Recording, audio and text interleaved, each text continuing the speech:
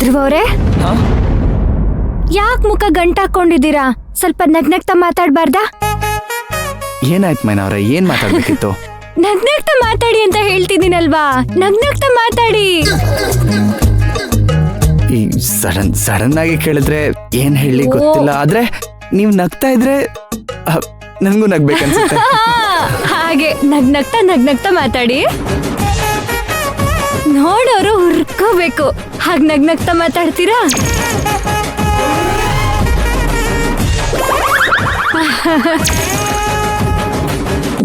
ಆ ಕಡೆ ನೋಡ್ಬೇಡಿ ಆಯ್ತಾ, ಹೀಗೆ ನಗ್ನಗ್ತಾ ಮಾತಾಡಿ. ಅವ್ನ್ ನೋಡೋ ತನಕ ಅದಕ್ಕೇನಂತೆ, ನಾವ್ ಹಲ್ ಕಿರ್ಕೊಂಡೇ ಇರೋಣ.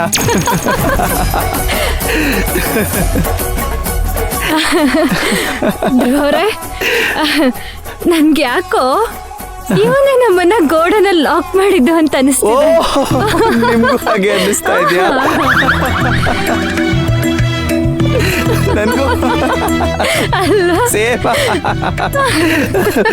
ಇಷ್ಟು ಸಾಕಲ್ವಾ ಹುರ್ಕೊಳ್ಳಕ್ಕೆ?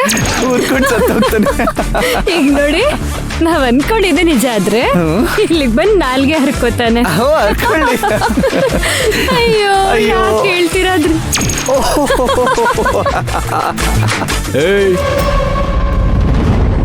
ಏನ್ ಅವಾಗ್ಲಿಂದ ಇಬ್ರು ಕಿಸಿ ಅಂತ ಮಾತಾಡ್ತಾನೆ ಇದ್ದೀರಲ್ಲ, ಏನ್ ಸಮಾಚಾರ? ಏನಿಲ್ಲ ಸರ್, ಹಾಗೆ ಸುಮ್ಮನೆ ಮಾತಾಡ್ತಿದ್ವಿ ಅಷ್ಟೇ. ಓಹ್ ಹಾಗ, ನೀವಿಬ್ರು ಮಾತಾಡಕ್ಕೆ ಈ ಜಾಗ ಸರಿಯಲ್ಲ. ಯಾಕೆಂದ್ರೆ ನೀವಿಬ್ರು ಆರಾಮಾಗಿ ಮಾತಾಡ್ಬೇಕಾದ್ರೆ ನಮ್ಮಂತವ್ರು ಬಂದು ಆಗಾಗ ತೊಂದರೆ ಕೊಡ್ತಿರ್ತಾರೆ. ಹಾಗಾಗಿ ನಿಮ್ ಜಾಗ ಇದೆಯಲ್ಲ ಗೋಡನು, ಅಲ್ಲಿ ಹೋಗಿ ಆರಾಮಾಗಿ ಕೂತ್ಕೊಂಡು ಮಾತಾಡಿ. ಧ್ರುವ, ನೀನ್ ಭಾರಿ ಬುದ್ಧಿವಂತ ಬಿಡಪ್ಪ. ನೀನ್ ಪದೇ ನಾನ್ ಗೋಡನ್ ನೋಡ್ಕೋತೀನಿ ಅಂದಾಗ್ಲೇ ಅರ್ಥ ಮಾಡ್ಕೋಬೇಕಿತ್ತು. ಆದ್ರೆ ನನ್ ದಡ್ಡ ಅರ್ಥ ಆಗ್ಲಿಲ್ಲ, ಅನುಮಾನ ಬಂತು ಆದ್ರೆ ಎಚ್ಚೆತ್ಕೊಳ್ಳಿಲ್ಲ. ಆದ್ರೂ ನೀನ್ ಬಿಡಪ್ಪ ಕಿಲ್ಲಾಡಿ. ರಾಸಿಲೀಲೆ ಆಡಕ್ಕೆ ಒಳ್ಳೆ ಜಾಗ, ಒಳ್ಳೆ ಹುಡುಗಿನ ಆರಿಸ್ಕೊಂಡಿದ್ಯಾ. ಆ ಬೈರ ತಪ್ಪು ಮಾಡಿದ್ರೆ ಚಪ್ಪಿಲ್ ಹೊಡೆದು ಆಚೆ ಹಾಕ್ತೀರಾ. ಅದೇ ನೀನ್ ತಪ್ಪು ಮಾಡಿದ್ರೆ ನಮ್ ಗಾರ್ಮೆಂಟ್ಸ್ ಅಲ್ಲಿ ಇಂಥ ಮುತ್ನಂತ ಹುಡುಗ ಇಲ್ವೇ ಇಲ್ಲ ಅಂತ ಸರ್ಟಿಫಿಕೇಟ್ ಬೇರೆ. ಎಂತ ಕಾಲ ಬಂತಪ್ಪ. ಅಯ್ಯೋ, ನಾನ್ ನೋಡು ಹೋಗಿ ಈ ವಿಚಾರ ನಿಮ್ ಹತ್ರ ಮಾತಾಡ್ತಿದ್ದೀನಿ. ಕ್ಷಮಿಸ್ಬಿಡಪ್ಪ, ಕ್ಷಮಿಸ್ಬಿಡು ತಾಯಿ. ನಾನು ಹೀಗೆ ಮಾತಾಡ್ದೆ ಅಂತ ಹೋಗಿ ಪುಷ್ಪಕ್ ಸರ್ ಹತ್ರ ಹಾಕೊಟ್ಬಿಡ್ಬೇಡಮ್ಮ. ಏನೋ ಬಡ್ಪಾಯಿ ಜೀವನ ಬಡ್ಕೊತಿದ್ದೀನಿ, ನಾನು ಹೊಟ್ಟೆ ಮೇಲೆ ಕಲ್ಲಾಕ್ಬೇಡಮ್ಮ. ನೀನ್ ಹೋಗಿ ಅವ್ರ ಹತ್ರ ನಾನು ಕೊಲೆ ಮಾಡಿದೀನಿ ಅಂದ್ರೂ ನಂಬಿಡ್ತಾರೆ. ಅದೇ ನಾನ್ ಹೋಗಿ ಹೀಗೆ ಅಂತ ಹೇಳಿದ್ರು ನನ್ನ ಮಾತನ್ನ ನಂಬಲ್ಲ. ಅಲ್ಲಮ್ಮ, ಪುಷ್ಪಕ್ ಸರ್ಗೆ ಅದೇನ್ ಮೋಡಿ ಮಾಡಿದ್ಯಾ ತಾಯಿ ನೀನು? ನೀನ್ ಹೇಳಿದ್ರೆ ಯಾರಿಗ್ ಬೇಕಾದ್ರೂ ಸಸ್ಪೆಂಡ್ ಮಾಡ್ತಾರೆ, ಯಾರಿಗ್ ಬೇಕಾದ್ರೂ ಸಂಬಳ ಕಟ್ ಮಾಡ್ತಾರೆ. ದಯವಿಟ್ಟು ನನ್ನ ಬಗ್ಗೆ ಏನು ಹೇಳ್ಬೇಡಮ್ಮ. ನಾನ್ ನಿಮ್ಮನ್ನ ನೋಡೇ ಇಲ್ಲ, ನಾನು ಇಲ್ಲಿಗೆ ಬಂದೇ ಇಲ್ಲ. ನೀವ್ ಬೇಕಾದ್ರೆ ಹೇಗೂ ಬಂದಿದ್ದೀರಿ, ಸೈನ್ ಹಾಕಿದಿರಿ, ಹೊರಟು ಬಿಡಿ ಆಚೆ ಕಡೆ. ಗಾರ್ಮೆಂಟ್ಸ್ ಪಕ್ಕದ ರೋಡಲ್ಲಿ ಪಾರ್ಕ್ ಇದೆ, ಈ ಕಡೆ ಹೋದ್ರೆ ಮಾಲ್ ಇದೆ. ಹೋಗಿ ಪಾರ್ಕ್ ಹೋಗಿ, ಸಿನಿಮಾಗ್ ಹೋಗಿ ಮುಗಿಸ್ಕೊಂಡ್ ಬನ್ನಿ. ಹೇಗೂ ಸೈನ್ ಮಾಡಿದಿರಿ, ಕೆಲ್ಸ ಮುಗಿಯೋ ಟೈಮಿಗೆ ಬಂದು ಎಕ್ಸಿಟ್ ಸೈನ್ ಹಾಕ್ಬಿಟ್ಟು ಹೋದ್ರೆ ಸಾಕು. ಹೊರಡಿ. ಜಾಲಿ ಗಾರ್ಮೆಂಟ್ಸು ಖಾಲಿ.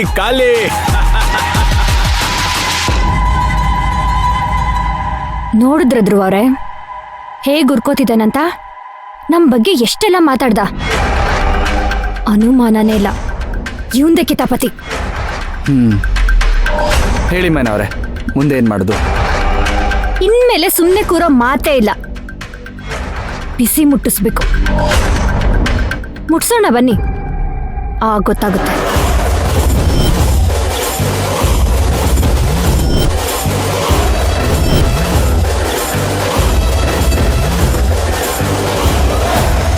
ಏನು ಅಲ್ಲ, ಪುಳಿಯೋಗ್ರೆನಾ? ಸ್ಪೆಷಲ್ ಇವತ್ತು? ಇದು ನಿನ್ಗಲ್ಲ, ಮೈನಂಗೆ. ಅಯ್ಯೋ ಪಾಪಿ, ಸೈಡ್ ಬಾ. ಸೈಡ್ ಬಾ. ಏನೋ ನೀನು ತಗೊಳ್ಳೆ. ಬೋಲೆ ನನ್ ಮಗನಪ್ಪ ಇವನು. ಮೈನಾ ಅವ್ರೆ ತಗೊಳ್ಳಿ. ಏನಿದು? ಊಟ. ನಾನು ತಂದೇವ್ನಿ.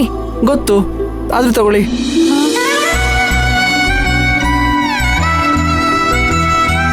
ನೋಡಿ, ನಮ್ಮಮ್ಮ ಇವತ್ತು ಇದ್ಕದ ಬೇಳೆ ಸಾರು ಮಾಡಿ ಕಳಿಸಿದ್ದಾರೆ, ಅದಕ್ಕೆ ತಗೊಳ್ಳಿ.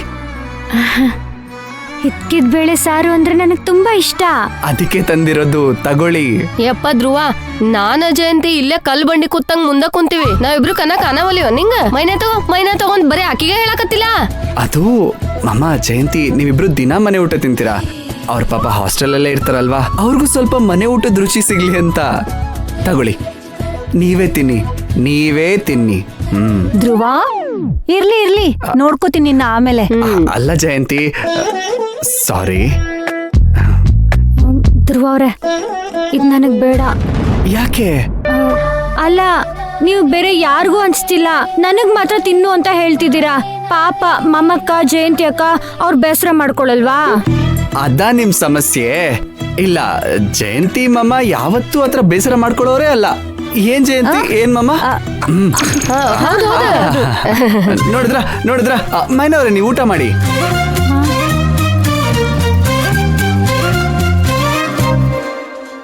ಸರಿ, ನೀವು ಊಟ ಮಾಡಿ. ಸರಿ ಅಕ್ಕ, ಬನ್ನಿ ನಾವು 3 ಜನನ ಹಂಚ್ಕೊಂಡು ಊಟ ಮಾಡೋಣ. ಅಯ್ಯೋ ಬೇಡ ಮೈನಾ, ನನ್ಗೆ ಇದ್ಕಿದ ಅವರೇ ಬೇಳೆ ಅಂದ್ರೆ ಅಲರ್ಜಿ. ನೀನೇ ತಿನ್ನು. ಹ್ಞೂ ಮೈನಾ, ಜಯಂತಿಗೆ ಅಲರ್ಜಿ ಅಂದ್ರ ನನ್ಗೂ ಬಾಳ ಅಲರ್ಜಿ. ನಾವಲ್ವಾ? ನಾನೊಬ್ಳ ತಿನ್ಬೇಕಾ?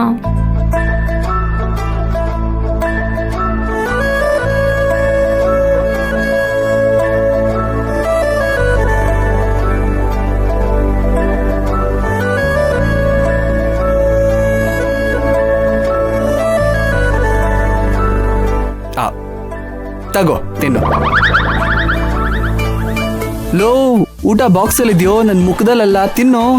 ಲೋ ಪಾಪಿ, ಒಂದಿನ ಆದ್ರೂ ಈ ತರ ಊಟ ನಂಗೆ ತಂದ್ಕೊಟ್ಟಿದ್ಯೇನೋ? ನೀನೇನ್ ಮೈನ ನಿನ್ಗೋಸ್ಕರ ತಂದ್ಕೊಡೋದಿಕ್ಕೆ? ಏನ್ ಹಾಗೆ ನೋಡ್ತಿದ್ಯಾ? ಯಾವಾಗ್ಲೂ ಜಯಂತಿ ನನ್ನೋಳು ಅಂತ ಹೇಳ್ತಿರ್ತೀಯಲ್ಲ, ಒಂದ್ಸಲ ಆದ್ರೂ ಯಾವತ್ತಾದ್ರೂ ಈ ತರ ಅವಳಿಗೆ ತಂದ್ಕೊಟ್ಟಿದ್ಯಾ? ಇಲ್ಲ ತಾನೆ? ಸುಮ್ಮನೆ ಹೇಳ್ಬಿಡೋದಲ್ಲ. ಇಷ್ಟೊತ್ತಲ್ಲಿ ನೀನಂತ ಕಾಳಜಿ ಮಾಡಿದಿದ್ರೆ ಅವಳು ನಿನ್ನೋಳಾಗಿರೋಳು, ಅಸ್ತು ಅಂದಿರೋಳು. ಹೆಣ್ಮಕ್ಳಿಗೆ ನಾವ್ ಯಾವಾಗ್ಲೂ ಸರ್ಪ್ರೈಸ್ ಕೊಡ್ಬೇಕು, ಆಗ್ಲೇ ಅವ್ರಿಗೆ ಇಷ್ಟ ಆಗೋದು ನಾವು.